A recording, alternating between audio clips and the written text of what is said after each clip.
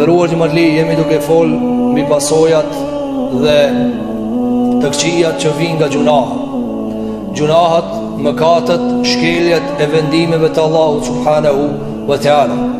Ne jemi mësuar në jetën e kësaj bote që kur dikush sjell një vendim, ne e zbatojmë varësisht nga autoriteti që ai e ka. Pra ne respektojmë mësuesin, profesorin, më të lartin, nga se neve shoqëria na ka thonë kjo është mësuesi, duhet ta respektosh. Ne e respektojmë më të madhin, sepse neve nga natyra e lexojmë se dikush është më i madh, është prind, është ma autoritet se ti. Andaj Allahu xhallahu ala me këtë natyrshmëri na ka thirrë me zbatu vendimin e Zotit xhelle xhelalu. Kur bien vendime të mëdha në dunja, njerëzit nuk kanë gjarë pa i respektue. Për çfarë arsye? Sepse ato ruhen me fuqi. Se thonë e ka pru mbretin, e ka pru e qeveria, thonë. S'ki qarë do t'i pa e respektu. Në vendimin bërmenet në karantina për shpia, deshtes rrishme të shpia, po. Për çfarë? Se e kam pru një 4-5 veta vendimin me nejt të shpia. Kitë po përdut me nejt të shpia. Mirë. Çfarë vendimi për neve përbën Allahu xhelle xhelalu? Çfarë vendimi do më dhamë për neve fjala e Zotit? Çfarë vendimi për neve është fjala e Muhammedit sallallahu alaihi wasallam? A ka më të lartë për muslimanin dhe besimtarin fjala Allahu xhelle xhelalu kur i thot bëje, mos e ban? Si e pranojnë në këtë vendim? Ajo përgjigja që ti e gjen te vetja është pozita çka e kiti te Allahu xhelle xhelalu. Si përgjigjemi në këtë vendimi, që si pozitë kena te Allahu te bareke ve teala. E këti vendimi, po nuk ju përgjigje, ka pasoja. Dhe alayhi salatu wassalam, wa ju'ila adh-dhillatu was-sagharu ala man khalafa amri. Ka thonë pejgamberi alayhi salatu wassalam, Zoti ja ka caktu mukan i vogël dhe i poshtër dhe i lig, si cili del karshi urdhrave të mia. Kush i del Muhammed sa më karshi?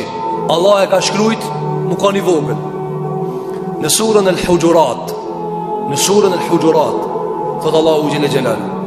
Dëshoj këtë ajet sepse kemi pa këtë fenomen të shumë për njerëzve edhe që i thonë vetes musliman. E ngrit zanin kundër Zotit, e ngrit zanin kundër pejgamberit sallallahu alaihi wasallam, e ngrit zanin kundër urdhave të Allahut.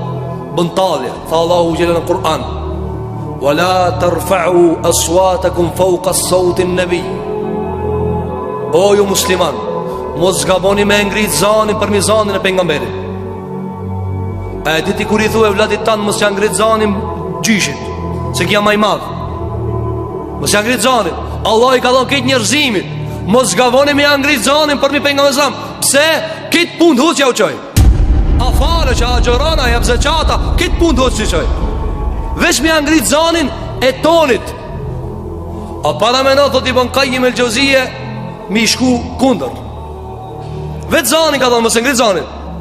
Fol ka dale, fol qetë, se kjo Resulullah, i dërguri Allahot. Po pana me me i shku kondër, me thonë, kushave ki? Si ja marrë fjallën, Zotin arrujt. Kërkom brojtje prej Allahut, që Allahut mos të baje për atyne që ti a qënë zanin Muhammedit alayhi salatu wassalam. Kërkom brojtje prej Allahut, që Allahut mos për të abotit dashën Muhammedit sallam. Ajo maj miri për njerëzve. Sikur që njerëzit a kini pa kur i ka zonë, i ka një 200 metre toke ka sprovu Zotit, do të që këshyre. Këtë këja e jemja. Po ku këtë kjo që kuponal ka? Këtë kjo thota e jemja, ka me ta morë Zotit. Ose ta merë tokën, ose të merë tije jetë toka. Zgjedh, cilën e do? Tokën, atije. Ska ma mirë se me lanë vetë. Si Muhammed a.s.